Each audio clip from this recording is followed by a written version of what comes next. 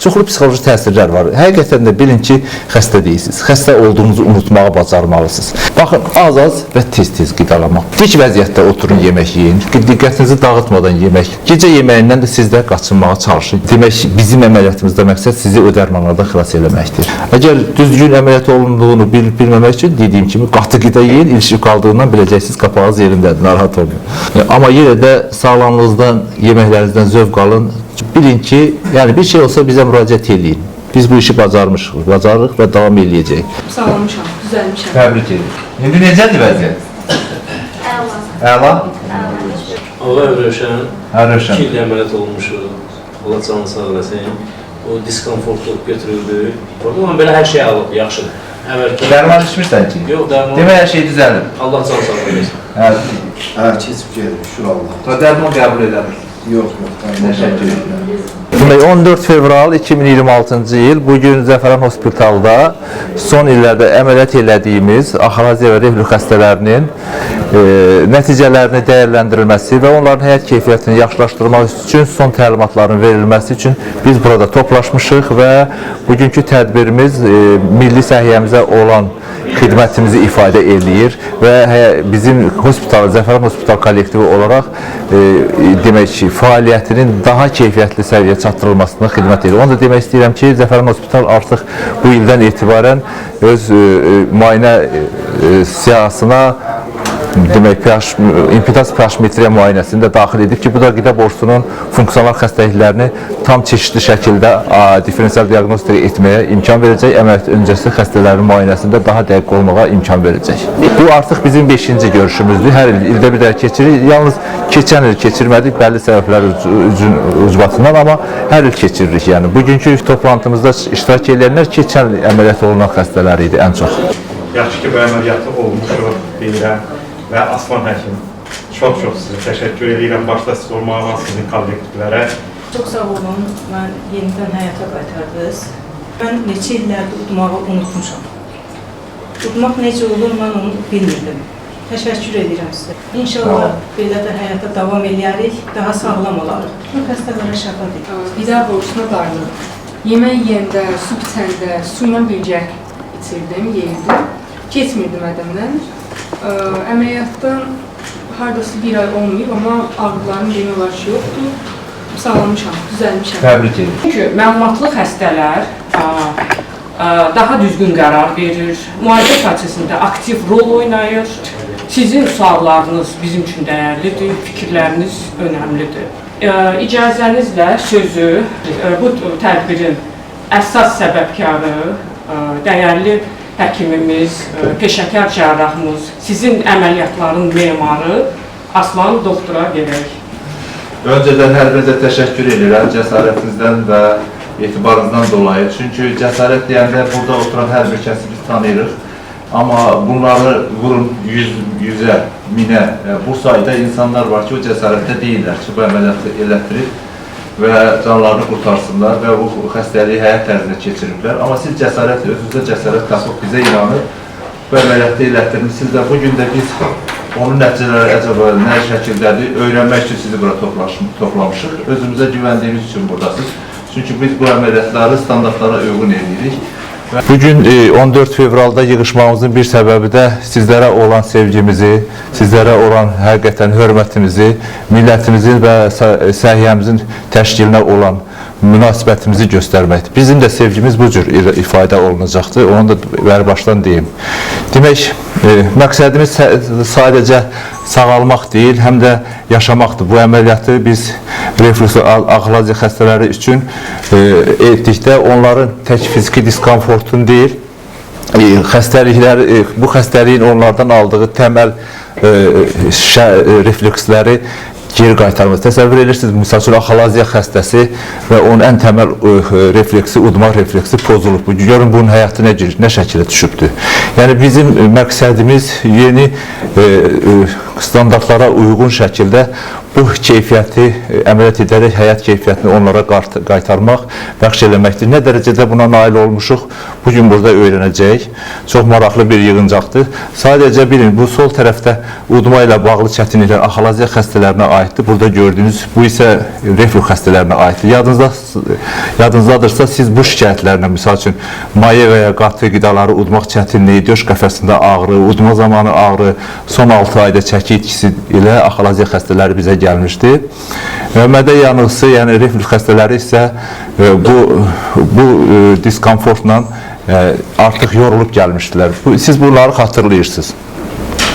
Demək, biz neynədik? Biz mini-invaziv, yəni kəsi aparmadan laparoskopik cərrahiyyənin müasir imkanlarından istifadə edərək öncədən məşhur olan bir əməliyyatı sadəcə kəsi aparmadan icra etdik. Çünki dünyada artıq bu əməliyyatlar icra olunur və bununla da biz sizin illərlə davam edən narahatlığınıza son qoymağı düşündük və qoyduq da, yəni son qoyduq. Sizlərə bunun hər birini danışdırmışıq öncədən əməliyyatdan sonra. Bugün artıq üzlərindən bəlli zaman keçib, biz indi bilmək istəyirik ki, o nəticələri qoruyub saxlamışsınızmı və yaxud da o nəticələri qoruyub saxlamaq üçün hansı davranışlar sizdən tələb olunur? Çıxışımı dinləyən insanlar bilsinlər ki, cərrahlar reflux xəstəliyinin hamısını əməliyyat eləmirlər. Bu reflux xəstələrinin 25-30% biz əməliyyat edirik. Niyə?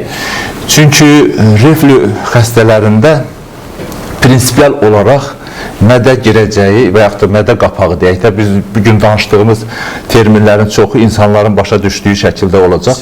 Yəni, qida borusunun aşağı 1/3, yəni onu mədə qapısı adlandıraq, orada olan dəyişiklik, pozuntu, yəni varsa, onları əməliyyata götürmüşük. Misal üçün, insan reflux xəstəsidir, mədəsi qıcqırır, amma buna dərman verirsən, sakitləşdirir. Bu xəstələri biz götürmürük.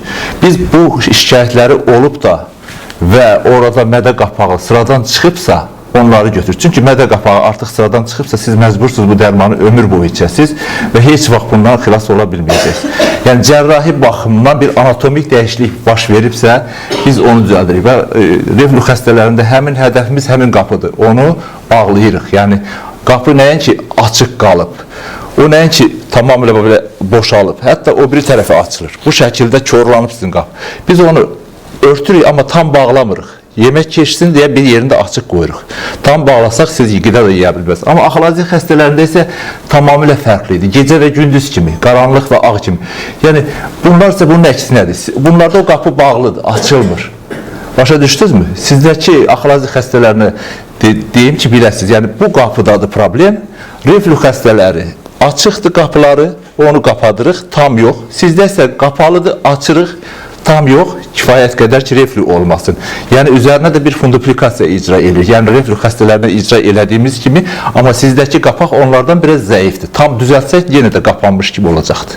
Oldu, bax, bu cür yaxın xəstələr qrupudur buradakılar. Ona görə hər ikinizi bura dəvət eləmişik və əməliyyatın mahiyyətini başa düşdünüz. Yəni, cərrah olaraq biz bu qapını düzəldirik. Amma siz bilin ki, bu qapının bu cür xarab olması, sıradan çıxmasına gətirib çıxaran faktorları biz düzəltmirik. Misal üçün, sizin qidalanma davranışınız, nə bilim, çəkinizi artırması, ağırlıq qaldırmanız, bunlar bizim əlimizdə deyil. Zaten bu olub ki, siz bu vəziyyətə gəlib düşmüşsünüz. Bizim işimiz o qapağı düzəltmək. Heç bir orqanınız çıxmıyor. Bunu nəzərə alın, yazıdan çıxmasın. Nə eləmişik? Misal üçün, reflux xəstələrinə bu qapağı demək, mədənin özündən düzəldərək, bükərək, tamamilə əvvəlki vəziyyətinə çatdırmışıq. Burada iştirak edən mədə yanması ilə gələn xəstələr əlini qaldırsınlar ki, bu əməliyyatdan sonra onlarda mədə yanması olub. Bəli, mədə yanması kimdə olursa, mədə reflux xəstələrini deyirəm. Bu mümkün deyil. Çünki bu qapaq o şəkildə düzəlir. Hətta laparoskopik nissin haqqında mən sizə məlumat verəcəm. Bunun müxtəlif variantları da var. Misal biz 360 dərəcə bükürüksə, 270, 180 daha az qapaq, zəif qapaq düzəldən əməliyyatlar da var. Bunlar residiv verirlər, təkrarlanırlar. Sizdə isə ən yaxşısını icra eləmiş. Ümumiyyətlə, bunun təkrarlanma ehtimalı yoxdur. Və axalaziya xəstələrində isə bu qapını biz açandan sonra bu xəstələrin gününə düşməmək üçün reflux əmələ gəlməsin deyə kiçicik bir zəif qapaq düzəldirik. Amma o tam bunlarki qədər güclü qapaq deyil. Başa düşdünüzmü? Amma bu kifayət eləyir bu xəstələr üçün ki, onlarda da reflux əmələ gəlməsin. Amma gördüyümüz kimi reflü xəstələri bizim yanımıza necə gəlirlər? Uzun müddət burada gastroenterologumuz oturubdu. Yəni bunlar bu dərmanları həqiqətən də bunlara təyin eləməlidirlər. Biz onu təyin olunmuşsa özümüz təyin eləyirik. Uzun qapaq dəyişiklikləri olmayan xəstələr keçib gedərlər, əməliyyat olunmasıdır. Siz bu dərman məqsəd mədə turşunun azalmasıdır. Simptomlar zamanı qəbul olunur, müvəqqəti olaraq dərman təsir müddətində keçib gedir. Sonra yenidən qayıdan kimi təkrar bir də qəbul edilir həmin dərmanlar və qüsurlu dövrana girir xəstə. Artıq ona öyrəşir. Bu dərmanların bir xüsusiyyəti var. Həqiqətən də 28 dənə buraxılır. Biləsiniz ona görə ki, bu dərmanlara öyrəşmək mümkündür. Və nəticədə uzun müddət bunu qəbul eləməyə başlayırsınız və bunun əlavə təsirləri, o cümlədən mədə poliplərin əmələ gəlməsi, sümük sorulması, cinsi funksiyasının pozulması və s. müxtəlif yazılmayan əlavə təsirlərini nəticəsində əziyyət çəkməyə başlayırsınız və inandırıram burada o bölgə çox həssas bölgədir. Oradakı strukturlar, anatomik strukturları zədələmədən və əməliyyatı düzgün icra eləmək bu nəticələrinə təsir edir. Və ona görə də təcrübə önəmlidir və bizim mərkəz artıq 15 ilə yaxındır ki, bu təcrübəni həyata keçirir və bu sizin icra olunmuş əməliyyatlarınızın avantajıdır və sizin əldə etdiyiniz necə deyərlər, burada əməliyyat elətdirmişsə daha şanslı olduğunuzu düşünürəm. Çünki biz bu işləri daha dəqiq görürük. Ondan sonra diagnostika məsələsi. Mənim yanıma xəstələr gəlirlər, 10 xəstədən 8-i qaytarılır geri.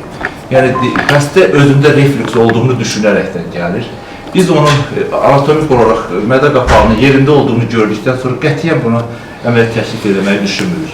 Sadəcə bunun daha hansı xəstəlikləri olar deyə digər müayinə metodlarını tətbiq edərək onun diaqnozunu qoyub gastroenteroloqlara göndərmiş olunur. Dediyim odur ki, dəqiq deyə, misal üçün, bir həssaslıq düşünün. Və gördüyünüz kimi protopajarlı burada şeylər var, sensorlar var. İndi siz buradakı sensorları bir siqaret çəkəndən sonra işə düşməsini düşünün. Bir də var ki, pajardan sonra işə düşməsini düşünün. Əgər pajardan sonra işə düşürsə, bu normaldır. Sizin əksəriyyətinizdə belə bir. Amma bir siqaretdən işə düşürsə həssasdır. Bax, hüceyrələri həssas olmuş insanlar var. Hipersensor insanlar var. Bunları əməliyyat edərsinizsə, əlbəttə nəticə olmayacaq. Biz ona görə sizləri seçib, xəstə seçmək, yəni bu cür proqnozlaşdıraraq xəstələri seçmək, bizim proqnozlarımıza müsbət təsir edənlərdən biri də sizin bizə yanımıza gələnə qədər içdiyiniz dərmanlardır. Yəni, o dərmanlar təsir edilibsə, bizim əməliyyatımız da təsir ediləcək deyə əvvəlcədən bir məlumatımız olmuş olur. Ona görə də bütün bu tərəflərini də nəzərə almaq lazımdır ki, cərrahi müalicənin nəticələri nə zaman yaxşı olacaq? Buna biz önəm vermişik sizin əməliyyatları almamışdan qabaq. Nəticə etibarilə sizə elədiyimiz əməliyyatın uğurun 50% bizdən asılıdır. Çünki bizdən asılı olan sıradan çıxmış qapağı düzəltməkdir. Amma qapağı sıradan çıxmasına gətirib çıxaran səbəb sizin həyat tərziniz, yaşayışınız, ağırlıq qaldırmanız, fiziki iş görməniz, idman olmağınız və s. Neçə idmançılar geri qaytarmış. Yəni, bu adam bir şişdan qaldırarsa, bizim əməliyyatdan sonra o tikişlərin başına nə iş gələr? Zaten idmançılar əksəriyyəti bu cür. Yəni, həyat tərzini dəyişəcəksənmi? Bizim əməliyyatdan sonra da ağırlıq qaldırmayacaqsan ki, ağır işlə məşğul olmayacaqsan. Yox, olacam dedisə biz onu götürmürük. Həm təşkil edirsiniz, sizin həyat tərziniz. Bugün burada oturmağınızın əsas səbəblərindən biri də odur ki, bunu nəzərə alasınız. Sizin mədə qapağınızı sıradan çıxması. Mən tələm-tələsik yeyirəm, özü də nə istəyirəm, yeyirəm, mən əməliyyat elə olum. Belə bir fəlsəfə yoxdur. Siz bu əməliyyatdan sonra o qapağınızı qoruyacaqsınız. Oldu mu? Yəni, təkrar əvvəlki həyata girməmək. Çünki qapı yarımçıq qapı örtülüb də, yəni tam örtməmişik. Biz mədənisini az yesək, rahat olacaqsınız. Doldursaq, o açılmış yerdən də dolub, yuxarı qalxıb reflü əməliyyatı şikayətləri sizə verə bilər. Və yaxud da qan daxil təzyiqi artıran digər hərəkətləri eləsəz, ağız üstə yatsaz, nə bilib daha nə eləsəz, yəni həyat tərzinizə fikir verəcəksiniz. Bunlar nədən ibarətdir? 3 əsas mühüm məsələ var. Baxın, az-az və tez-tez qidalanmaq. Bildinizdə az-az niyə qidalanırsınız? Qoruyun da bu nəticəni. Bu qidadan başqa, qidalandığınız vaxtı aldığınız qida qoyun mədənizdə həzm olsun. Misal üçün 100 qram ət yemişsinizsə, siz onun üstündən 300 qram da su içirsinizsə, artıq o pepsin, haşqlor hamısı durulaşır. O əti parçalamaq üçün bayaq 2 saat qalacaqsa, 8 saat mədənizdə qalacaq. O da köp verəcək. Təzdən qıcqırma, isqıracaq, deyinəcəksiniz. Toksinlər sorulacaq bədənizdə, onkoloji xəstəlikləri gətirib çıxaracaq. Yəni, bu nəzərə alın ki, su ilə qidanı da yanaşı qoymayacaqsınız, az-az qida qidalanacaqsınız. Tez-tez qidalanın, amma az-az qidalanın. Beyinə toxluq hissiyatı 22 dəqiqədən sonra çatır. Siz 12 dəqiqə yox, 10 dəqiqə, 5 dəqiqə qidalananlar var. Bu test eləmək istəyirsinizsə, qatı qidanı quru şəkildə udun. Hamınız da burada qalacaq. Çünki birinci demək qapağınız oradadır, qorxmayın, o dağılmayacaqdır. Amma siz onu elə eləməyin. Yəni siz ağzınızda tam həlim şəkildə düşənə qədər çiğneyin. Yəni mütləq bu qaydalara əməl eləmək lazım. 32 dişiniz var. Hesab edin 30 saniyə çiğneyin də bunu. Həlim şəkildə çatdırın da. Ondan sonra tələsik yemək qapaq hiss edəcəksiniz. O qapağı çünki biz oraya qoymuşuq, onu hiss edəcəksiniz. Qatı yeməkləri oradan keçməsi sizə problem yaradacaq. Gecə, məsələn, boş mədəyə yatsaz çox gözəl olacaqdır. Boş mədəyə və yaxud da sizi narahat edən qidaları gecə yeməməyə bunu nəzərə alın da, yəni bu 3 qaydaya əməl eləsəz bugün sizin heç vaxt probleminiz olmayacaq deyə bilərəm. Ondan başqa qaydalar da var. Gəlin baxaq görək nələr var. Fiziki davranışlar. Bu nə edir? Qarın daxili təzyiqi artırır. Məsələn, sizin qarın daxili təzyiqi artırır. Məsələn üçün bir adam çıxsın, üzr istəyirəm doktor. Mənim qarnımın üstünə ağzıma gələcəkdən bədəndəki. Yəni, qarın daxili təzyiqi artıran fiziki davranışlardan, vərdişlərdən uzaq durun. Onun birinci növbədə çəkiyə nəzarət eləmək lazım. Çəki varsa qarın daxili təzyiqi artacaq. Qarın daxili təzyiqi artacaqsa o təzyiq vurub içəridəki boşluqlu orqanları yəni reflüks hərəkətlərdə gətirib çıxarır. O cümlədən sizin reflüks hadisələriniz çoxalır. Düzdür, siz reflüks xəstəsi olmayacaqsınız. Amma hər çəkiniz artdıqca bu qapağı zəiflədəcəksiniz. Bizim qoyduğumuz qapağı zəiflədəcəksiniz. Nəticədə yəni reflüks hadisəsi baş verəcək. Zərərli vərdişlər necə? Digər xəstələr üçün, eləcə də bizim reflüks xəstələr, axalaziya xəstələr üçün önəmlidir. Çünki zərərli vərdişlər, ən azından siqaret və bu araq, spirtli içkilər içilməsi digər xəstəliklərə gətirdiyi kimi bütün xəstəliklərdə risk faktorları içindədir. Siqaret. Yəni yoxdur, ondan ləzzət alırsınız, həzz alırsınızsa, siz əməliyyatın nəticələrini koruyursunuz. Yəni o çalışmaq lazımdır. Olar spirtli içkini, yəni kimə qadağa qoyacaqsınız. Amma çox nadir hallarda məcbur olarsınızsa bu şeylə, amma birinci bu sizə ziyandır. Bir də ağırlıq qaldırma. Ağırlıq qaldırırsınızsa, bizim qoyduğumuz mufta yuxarıya doğru hərəkət eləməyə çalışacaq, sizə ağrı verəcəkdir. O ağrı bir müddət qala bilər sizdə. Yəni demək ki, siz pozursunuz, bizim gördüyümüz işləri koruyursunuz. Yəni bu barədə tam əmin ola bilərsiniz. Yəni bu qarın daxili təzyiqi qaldıran vərdişlərinizdən uzaq durmağa çalışın. Bir də ki, psixoloji moment var. Çoxlu sağalmayan xəstələr, əməliyyat olub sağalmayan xəstələr və yaxud da sizə kənardan digər həkimlərin əşli nahaq əməliyyat elətdirmişsiniz deməsi və s. çoxlu psixoloji təsirlər var. Həqiqətən də bilin ki, xəstə deyilsiniz. Xəstə olduğunuzu unutmağı bacarmalısınız. Ondan ötürü nə etmək lazım? Məsəl üçün, yemək vərdişlərinizi əməliyyatdan sonra nələr dəyişdi? Buna bir fikir verin. Çox yaxşıdır, yox, qismən yaxşılaşıb, heç dəyişməyib. Görəcəksiniz ki, dəyişib də. Yəni, buna fikir vermək lazımdır. Dostlarınızla oturanda yenə nəsə qıcqıracaq deyə düşünmürsünüz. Bunun özü yaxşıdır. Əgər müsbət tərəflərini düşünsəz, ondan əlavə, misal üçün, həyat keyfiyyətsizin nə dərəcədə dəyişir? Əvvəllər diskomfortlar, ağrılar, əvvəllər olanlar, indi var yoxsa yox, ona fikir verin. Dərmanlardan xilas olmuşsunuzmu, olmamışsınızmı? Ona fikir. Bunların müsbət tərəflərini həmişə özünüzdə fikirləşsəz, motivasiya olsa, sizə çox xeyri olar. Nəinki gedib sizə negativ düşüncəli insanları təlqin elədiyi şeylərə fikir verib, özünüzü bir zaman xəstə eləyəsiniz. Bu önəmlidir. Çünki siz biləsiniz ki, mahiyyət etibarilə siz nə əməliyyat olmuşsunuz? Heç bir orqanınız çıxarılmayıb da, sizə qapaq düzəldilib da. Başqa orqanlarınız da var da, o ağrıya da bilər, xəstələrə də bilər. Demək, bunlar vacib olan şeylərdir ki, fikir vermək lazımdır. Məsəl üçün, vacib məişət tövsiyələri nədir? Qidalarınızı nə soyuq, nə də isti olmasına çalışın. Çünki soyuq qida spazm verəcək də, axalaziya xəstələri üçün. İsti qidada onun kimi başqa bir simptomları verəcək. Çalışın, o normal temperaturda olsun. İçkilərinizə fikir verin. Çaydır, qəhvədir, bunları heç olmasa axşam saatlarında içməyin. Çünki bu tətkiləyici şeylərdir də. Ondan sonra doyma hissi, yəni doymamışdan durmaq lazımdır. Bu elə bizim dilimizdə də var, elmimizdə də var. Həqiqətən mədəni az doldursaz daha yaxşı olur. Bunlar bizim gördüyümüz işlərin nəticələrini yaxşılaşdırmaq üçün. Axalaziya xəstələri üçün xüsusi təlimatlar verin. Bəziləri dəqiq biləsiniz. Misal üçün, öğünlərinizi bölün. Yəni 4-6 dəfə, hətta 8 dəfə kiçik öğünlərlə qidalanın. Oldu mu? Yavaş və diqqətli olun. Yaxşı-yaxşı çiğneyin. Çünki bizim normal xəstələrimizin qidası mədəyə 2-3 saniyə, 8 sm 1 saniyə sürətlə gedir də, hərəkət edir qidanı.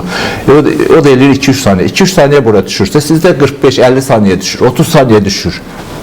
Amma əməliyyat olmamışdan qabaq o düşmürdü heç. Günlərlə orada qalırdı, düzdürmü? Heç olmasa 35 saniyə demək ki, qidanızı da 45 dəqiqə, 50 dəqiqə ərzində yavaş-yavaş yeyəcəksiniz. Bu da çox önəmlidir.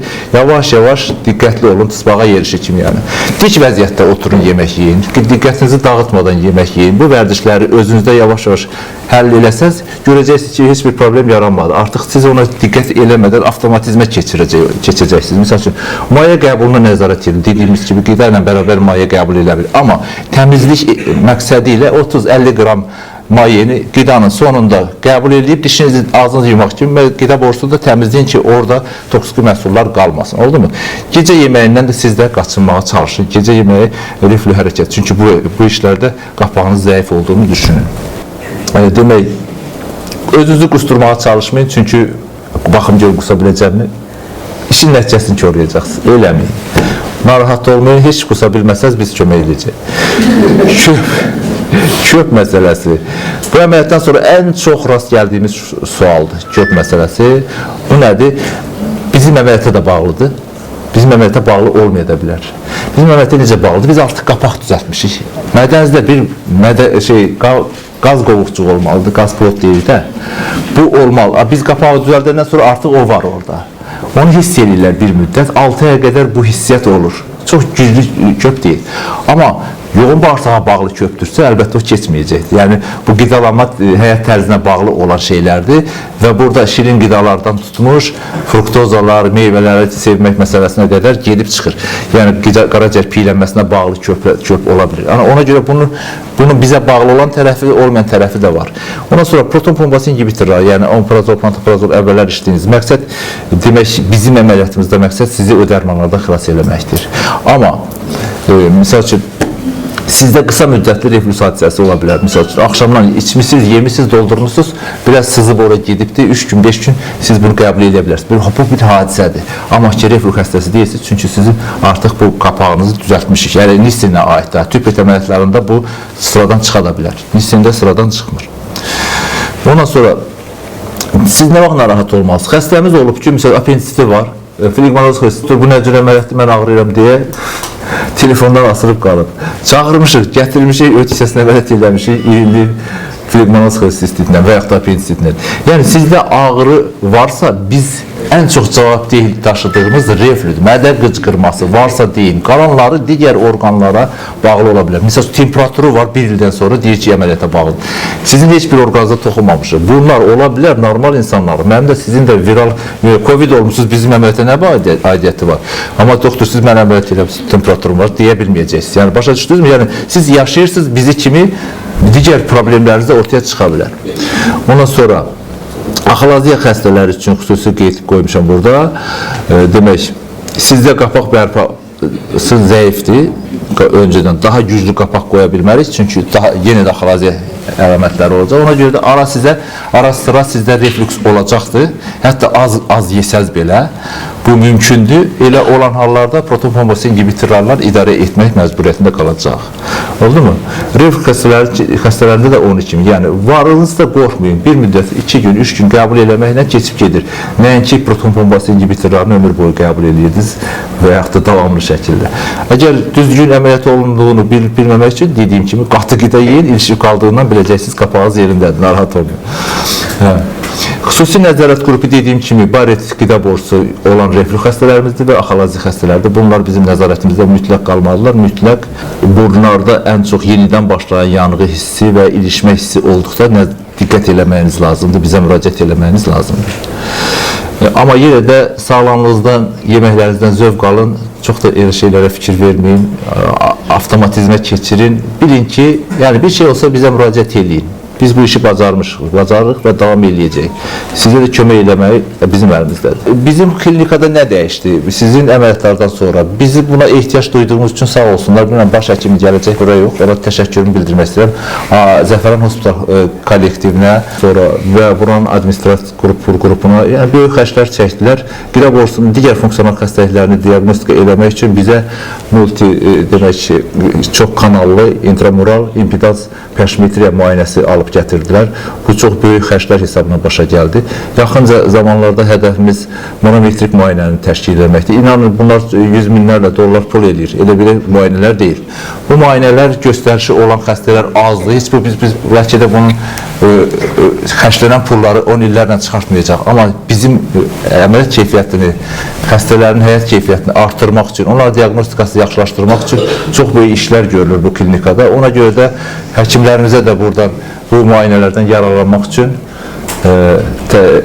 müjdə vermək istəyirəm. Bu müayinələrdən hər biriniz yararlana bilərsiniz.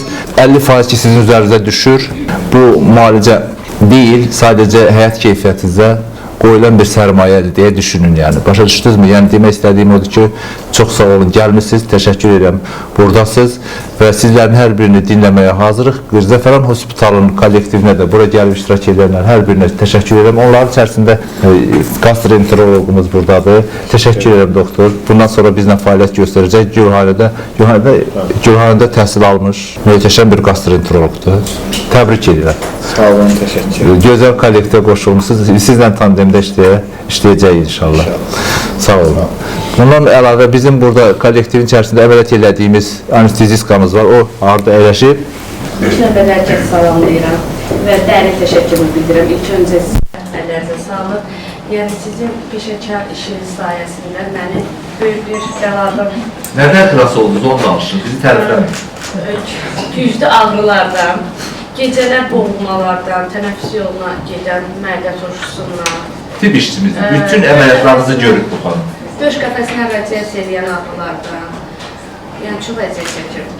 Cərrah şöbəsinin müdürü Rəşad doktor buradadır. Rəşad doktor, xoş gəlmişsiniz. Gastroezofageal reflüks xəstələridir. Adətən bu şikayətlə gələn pasientlər, doktor, boğazımda qıcıqlanma var, narahatçılıq var, öskürək var və biz bu şikayətlər təbii ki, birinci növbədə bu boğazın faringoskopiya dediyimiz müayinəsi ilə başlayır. Bu zaman nə görürük? Təbii ki, orada deduksiya və induksiya var. Yəni, hadisələri, bu əlamətləri birləşdirərək bir nəticəyə gəlmək var və yaxud hadisələri inkar edərək bir nəticəyə gəlmək. Biz ən azından bizə aid olan patologiyaları inkar etmək üçün doğru düzgün diaqnostik edirik. Təbii ki, xroniki tanzilit xəstələrini aşkar etmək çox da çətin deyil. O özünü qlandaların, yəni qlanda dediyimiz tonzillərin, damaq badamcıqlarının şişkin olması, kərə-kötür olması, onun lakunalarında ilinlərin, xronik olaraq ilinlərin görünməsi ilə özünü göstərir. Və təbii ki, bir neçə klassik suallar var. İldə neçə dəfə angin olursan, əgər il ərzində 3-4 dəfədən artıq angin olursa, təbii ki, bu artıq xroniki tanzilitin diaqnostikasına imkan verir. Onun da iki mərhələsi var, kompensator, dekompensator. Kompensator odur ki, artıq bu müalicə oluna bilən bir patologiyadır. Dekompensator olursa bunun çarəsi yalnız və yalnız əməliyyatdadır. Yəni, burun badamcıqlarını, damaq badamcıqlarının xaric edilməsidir.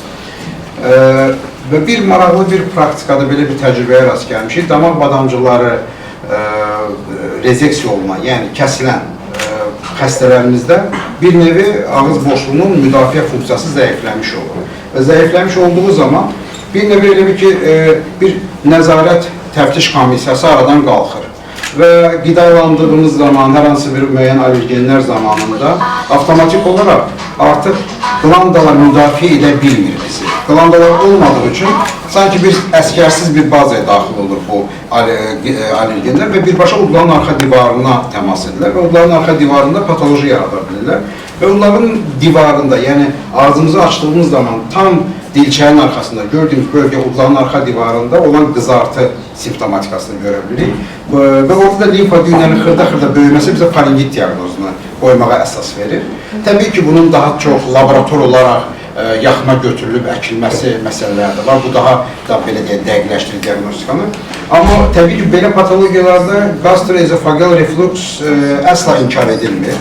Və xüsusilə xəstələrdən soruşulur ki, gecə vaxtı belə deyək ki, ağzında, xüsusilə səhər vaxtı yuxudan duranda ağzında acılıq hiss edirsənmi və yaxud hər hansı bir ağzında acı hissi, turşu hissi hiss edirsənmi? Adətən bunlar müsbət cavablandığı zaman biz mütləq gastroenteroloqa müraciət etmələrini tövsiyə edirik. Təəssüflər olsun ki, bugünkü gündə bizim lord kollegalarımız bu klassik düşünürlər patolojini və o vaxtı bizim, təbii siz bizdən yaxşı bilərsiniz, 3-lü və 4-lü müalicə taktikamız var idi də, bu mədə turşuluğunun çox olması ilə bağlı.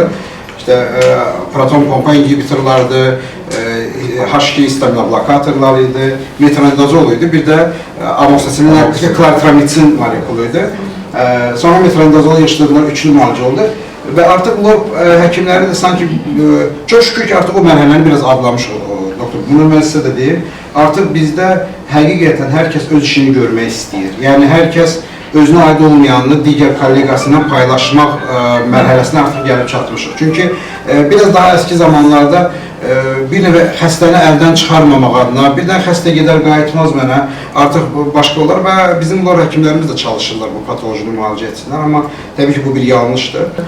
Və mən də tövsiyə edirəm bizim pasiyentlərə belə deyək, çünki hər birimiz həkim də olsaq, hər birimizdə bir potensial bir pasiyentik belə baxanda, belə bir şikayətlər olanda ünvanı olaraq gastroenterologlara yaxınlaşmanı tövsiyə edirəm. Çox sağ olun. Buyurun. Və bir neçə kəlmə də sizdən məlumat almaq istəyirik. Çox sağ olun doktor, hər şey iyi. Çox sağ olun sizə. Hər kəs salamlayıram. Mən klinikamızın həkim kardioloqu Layla Mövsümova. Əməliyyatdan öncə hər birinizdən görüşmüşük, ətraflı sizi müayinə eləmişik. Ümumiyyətlə bizim klinikada əməliyyat olunacaq istənilən xəstələr əməliyyatdan öncə ətraflı müayinələrdən keçirlər. Əsas kardioloji müayinədən keçirik və hardasa cərraha əməliyyatın daha rahat keçməsi üçün bir ümid veririk. Kardioloji dəyərləndirmədən keçərək, laborator, instrumental və xəstələrin şikayətini dinləyərək ürək riski baxımından məlumatlandırırıq cərrahımızı. Sizləri burada daha sağlam görmək məmnunluq hissi verir bizə. Bunun səbəbkarı təbii ki, Aslan Abdullayevdir, onun peşəkar uğurlu müalicəsinin nəticəsidir bu hamısı. Bildiyimiz kimi, xüsusən qida borusu xəstəlikləri, gastroesofagel reflux, daxil əziyyət və digər qida borusu xəstəliklərinin yaratdığı şikayətlər ürək damar sistemində olan şikayətlərlə oxşarlıq təşkil edir. Düzdür, əksəriyyətiniz artıq 5 illik, 10 illik xəstəsiz və daha ağır nəticələr, daha ciddi problemlər olduğuna görə cərrahi müalicə qərarı sizdə seçilib və əməliyyatdan sonra da bu səbəbdən təkrarı oxşar şikayətlərin olması sizdə qeyd oluna bilər. Yəni, təkrarı refluksa bənzər şikayətlər ola bilər sizdə və yaxud yaxınızda. Lakin bu həmişə həzm sisteminə əlaqədar olan şikayətlər olmaya bilər. Həmçinin həyati təhlükəli olan ürək damar sistemi xəstəliklərinin şikayəti ola bilər. Bəsit bir təzyiq xəstəliyini, təzyiq qalxmağını misal gətirmək olar. Əvvəllər bunlar ağrı fonunda olurdusa və nəzərə alsaq ki, illərin xəstəsiz, bu təzyiqin yüksəlməsi artıq davamlı xarakter daşıya bilər. Əməliyyatdan sonra da belə davamlı olaraq təzyiqlərinizi ölçməyi tövsiyə edirik. Çünki təzyiq gizli qatildir və geri dönməz ciddi fəsadlara yol aça bilər. Lor orqanlarının patoloji şikayəti olan quru öskürək həm gastroesofagel reflux xəstələrində müşahidə oluna bilər, eyni zamanda ürək çatışmazlığı dediyimiz xəstəliklərdə də müşahidə oluna bilər ki, əsasən yatar pozisyonda gecə saatlarında quru öskürək sizdə müşahidə oluna bilər. Lakin ürək çatışmazlığı xəstəliklərində daha yanaşı şikayətlər də olur. Xəstələrin aşağı ətraflarında şişkinlik ola bilər, fiziki aktivlik zamanı təngi nəfəslik ola bilər, CD ifrazının azalması ola bilər. Yəni, həm öskürək, həm bu sadallanan şikayətlər varsa, siz kardiologu görünməlisiniz mütləq. Qızqırma olurdu bütün günü məndə. 15 ildən artıq əziyyət çəkirdim. Gecələr yata bilmirdim, ağzıma su gəlirdi. Fəhriz, hansı həkimlərə gedirdim, müalicələr təyin oldu, fəhriz təyin olunurdu. Hətta fəhriz də edirdim, müalicələr də edirdim. Axır zamanlarda ümumiyyətlə keçmirdi. İndi keçdi, getdi əməliyyatdan sonra? Əməliyyatdan sonra doktor Allah sizin köməyiniz olsun, sayəvizdə. Razısınız əməliyyatdan? Bəli, çox razıyam, təşəkkür edirəm. Biz sizə təşəkkür edirik. Sağ olun, sizə təşəkkür edirəm. Xəstələrə Qızımız sağalıb mı? Bəli, sağalıb. Kənardan necə görür? Sağalıb? Çox sevinirəm, sevincliyəm çünki əvvəl yeyə bilmirdi, indi rahat uda bilir. Məndə reflux xəstəsiydi, gecələr yata bilmirdim. Ən çox boğulma olmadı məndə. Ürəyə vurdu da elə bir onun boğulması. 2-3 dərman atdım, katabrazol dərmanları. Ondan sonra əməliyyat oldum, əməliyyatdan sonra şükür Allah. Sünədim Allah kömək. Özünüz təqdim eləmə. Seymur Sədiyev. Quliyev Əkrəm Muradoğlu. 3 illik dərman içirdim də, yəni İjroqadan yata bilmirdim, dura bilmirdim. Yəni demək olar, hər gün dərman içirdim, rabitrazol, pantaprazol. Dərəcə onları uca izlükəsində eləmişdim. Elə bir mix eləyirdim, içirdim ki, təsir edəsin də, yəni belə deyək, o dərmanları uca o qədər şey eləmişdim. Əməliyyatdan sonra, yəni dərman 6 ayda qəbul eləmirəm, dərman qəbulu yoxdur. Yatanda narahatçılıq yoxdur qətiyyən, dərman qəbul eləmirəm qətiyyən. Sadəcə yeməkdən sonra bir 5-10 dəqiqə ərzində belə bir narahatçılıq. Ağır Fuad Haşimoğlu, mən də reflü xəstəliyindən əziyyət çəkirdim.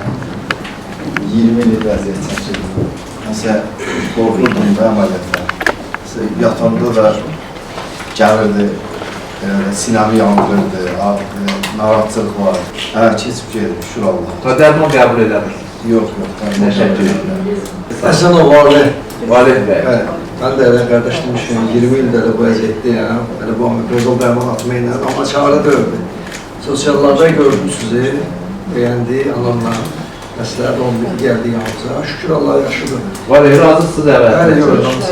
Yəni əməliyyatdan sonra olurdu şeylər, amma bunlar da keçdi getdi. Yəni təbii bir şeydir də, olmalıdır da. Yəni bunlar Əməliyyatdan sonra 2 il əməliyyat olmuşam. Şükür Allah heç bir problem yoxdur. Bir balada tez yiyəndə nəsə bir... Yoxlamaq istəyirsinizsə tez yiyin. Problem yox. Burada hiç yoxlamışam. Tez yiyəndə İki dəfə normal, yavaş yemişəm, heç bir problem yoxdur. Şükür Allah, dərmandan azadam 3 il. 2 il dərmandan azadam. Əsas olsun. Əlhəniz var olsun. Mən əvvəl yata bilmirdim. Arxası üstə. Oğlumla ayrıldım. Qızqınlar öyrədi məni qaldırdı. Əməliyyatdan sonra... Dərman atırdım, keçmiyordu. Aha. Bir saat keçirdi, sonra keçmiyordu. Sonra sosial şəbəkədən sizə baxdım. Bəyəndim əməliyyatı. İndi necəsiz Samir? Dərman içirsiniz? Əla. İçmə, çox içmə. Araq çox içmə. Çox sağ olun doktor.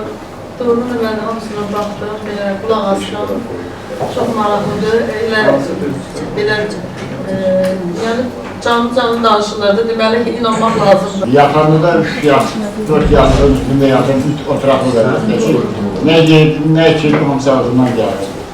Bir zaxtlar olmuşam. Sizin sayənizdə yaxşıyam şükür. Mən refleks xəstəsiydim. Neçə il bundan ədir, hazırdır 5 il bundan ədir. Yaxın bir dostumun məsləhəti ilə Aslandan müraciət və şükür Allah, bugün üçün şükür. Sizin sayənizdə hər şey yaxşı. Qız-qızları var. Təşəkkür edirəm. Çox. Əziz ol Malik, Marum həkim, çox sizə təşəkkür edirəm. Başda siz olmağa sizin kollektivlərə. Bizim sizinlə tanışdığımız yəqin ki, 10 neçə illərə mənim bacım əməliyyatı olmuşdu. Mənim bacım əməliyyat elədiniz. Çox gözəldir bugünkü günü, çox sağlıqlıdır. Heç bir problem yox. Sizin necədir? Mənim vəziyyətim çox əla deyərəm. Yəni heç bir... Təbrik edirəm Valih bəy. Çox sağ olun. Yəni